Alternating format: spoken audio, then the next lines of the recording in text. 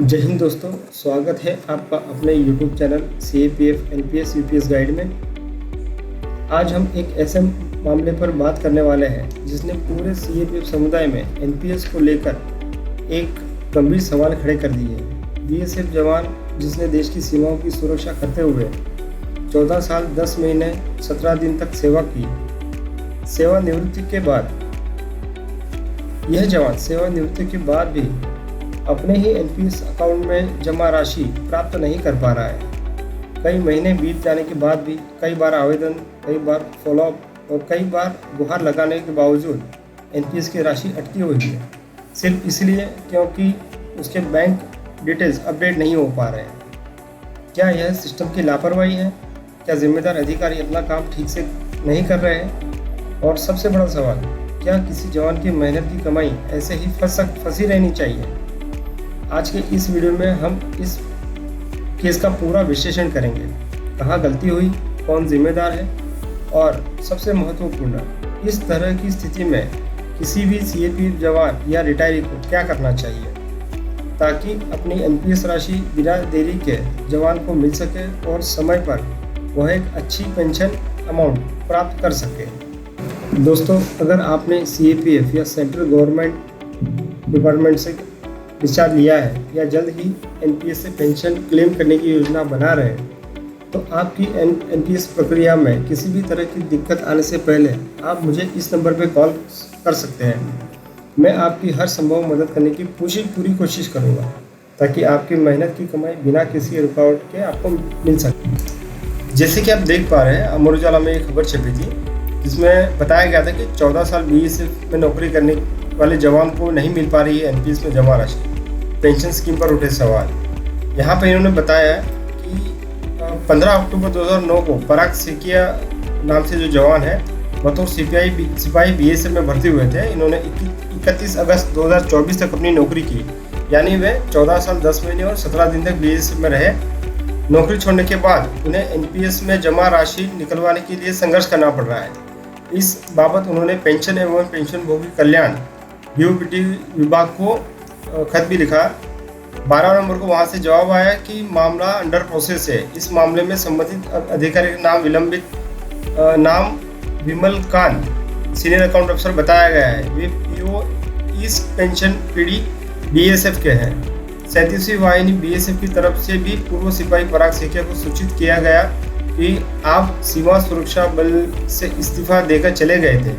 आपको अभी तक NPS में जमा राशि प्राप्त नहीं हुई है। तो दोस्तों, इस खबर के अनुसार यह मामला पराग सेकिया जी का से जुड़ा हुआ है। वे 15 अक्टूबर 2009 को BSF में भर्ती हुए थे और 31 अगस्त 2024 को उन्होंने सेवा से त्याग पत्र दिया था। यानी उनकी कुल जो सर्विस हुई थी वो 14 साल 10 महीने और 17 दिन की हुई थी। अब सेवानिवृत्ति के बाद जब उन्होंने अपनी NPS राशि निकालने वो पेंशन के लिए आवेदन किया तो पता चला कि उनका बैंक विवरण अपडेट नहीं है। PO के स्तर पर फाइल लंबित पड़ी है। NPS विड्रॉल प्रोसेस नहीं हो पा रहा है। जब उन्होंने बटालियन से इस बारे में पत्राचार किया तो उन्हें बताया गया कि आपका जो फॉर्म है उनका फॉर्म शायद PO को भेज दिया गया था।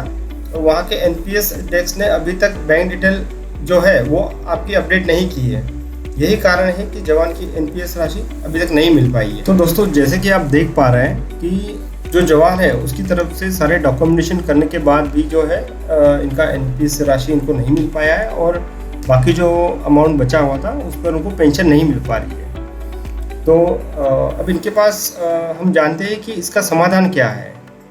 सबसे पहले तो जो पराग सेकिया है उनको अपना एक S2 फॉर्म जो है अपनी बटालियन में जमा कराना चाहिए, जो उन्होंने किया भी था। और बटालियन जो है उस फॉर्म को PO को भेजा भी था, लेकिन विभाग ने अभी तक उस पर कार्रवाई नहीं की है PO ने।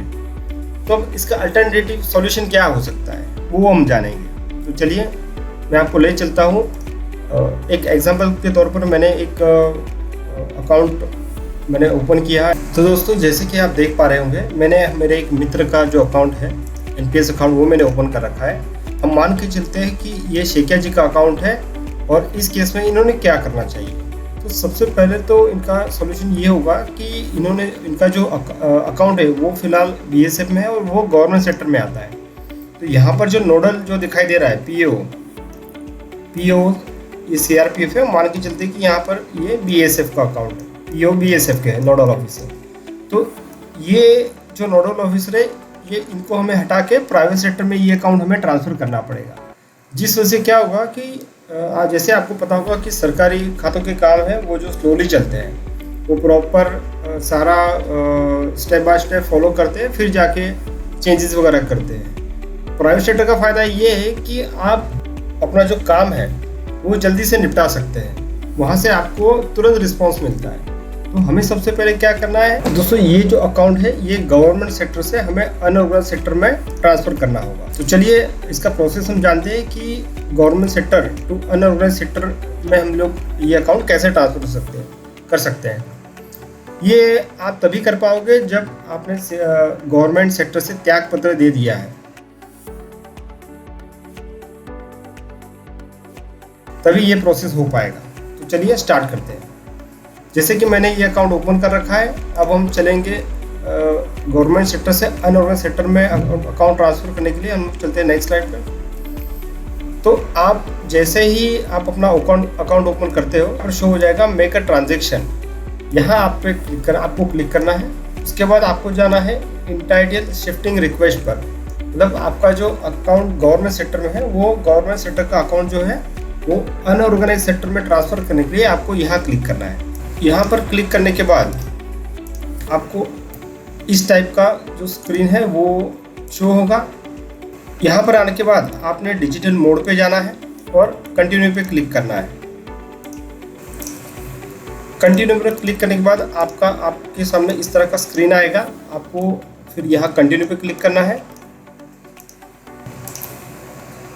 कंटिन्यू पर क्लिक करने के बाद आपको यहाँ टियर 1 सिलेक्ट करना है और सबमिट पर क्लिक करना है।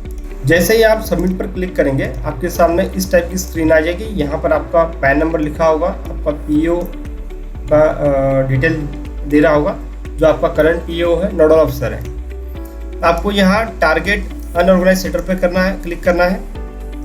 पीओपी रजिस्टर नंबर पर क्लिक करना है और आपके सिटी में जो भी बैंक है, जो पीओपी एसपी अकाउंट होल्डर है, उसका नंबर यहाँ पर क्लिक करना है। जिसकी मैंने एग्जांपल के तौर पर यहाँ पर ये एक पीओपी एसपी जो श्रीनगर में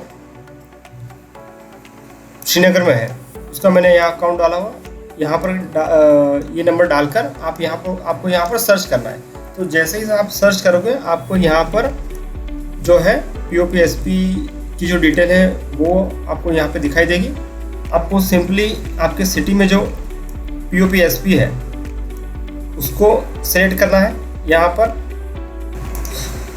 सिलेक्ट करने के बाद अपना केवाईसी डिटेल, आपका आधार, पैन, प्रान और पासबुक का फोटो, ये एक ही फाइल में आपको मर्ज कर लेना है और रिक्वेस्ट सबमिट कर देना है। जैसे ही आप रिक्वेस्ट सबमिट करोगे विदिन वर्किंग 7 डेज में आपका जो अकाउंट है वो गवर्नमेंट सेक्टर से अनऑर्गेनाइज सेक्टर में ट्रांसफ़र हो जाएगा।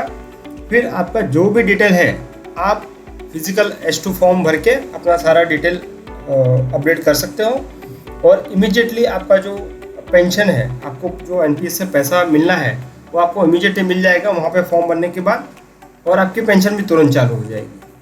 तो शेखिया जी के केस में ये इनका समाधान है। अगर ये स्टेप फॉलो करते हैं तो ज़रूर इन्हें समाधान मिलेगा, जल्द मिलेगा। सरकारी समाधान जो सरकारी डिपार्टमेंट है वहाँ से फास्ट कार्रवाई वो इस तरह से कर सकते हैं। तो दोस्तों आशा है आपको जो ये केस स्टडी है वो अच्छी लगी होगी। ये बीएसएफ के जो जवान हैं वो अगर ये प्रोसेस फॉलो करते हैं तो उनका जो एनपीएस का पैसा वो 101% उनको मिल जाएगा, तुरंत मिल जाएगा, और उनका पेंशन भी इमीडिएटली उनका स्टार्ट हो सकता है। तो अगर आपके नॉलेज में कोई जवान है शेखिया जी तो आप इन्हें ज़रूर फॉरवर्ड करें। और अगर आप भी सीआरपीएफ से डिस्चार्ज हो चुके हैं, एनपीएस विड्रॉल में परेशानी आ रही है आपको, बैंक डिटेल या फिर और कोई डिटेल आप अपडेट नहीं कर पा रहे हो, आपकी फाइल शायद पीओ में लंबित पड़ी है या फिर जल्दी रिटायर होने वाले हैं, तो आप मुझे इस नंबर पर संपर्क कर सकते हैं। मैं आपकी फाइल, डॉक्यूमेंट और एनपीएस विड्रॉल की प्रक्रिया को समझकर आपको सही मार्गदर्शन देने की पूरी कोशिश करूंगा। आपकी मेहनत की कमाई आपको समय और बिना रुकावट की मिलनी चाहिए, और मैं इसी मिशन के साथ आपकी सहायता के लिए तैयार हूँ। अगर आपको यह वीडियो मददगार लगा हो तो इसे लाइक करें, शेयर करें और CAPF NPS से जुड़े सही, प्रामाणिक और बेहद ज़रूरी गाइडेंस के लिए आप इस चैनल को ज़रूर सब्सक्राइब करें। मिलते हैं अगले वीडियो में एक और महत्वपूर्ण जानकारी के साथ। जय हिंद, जय भारत।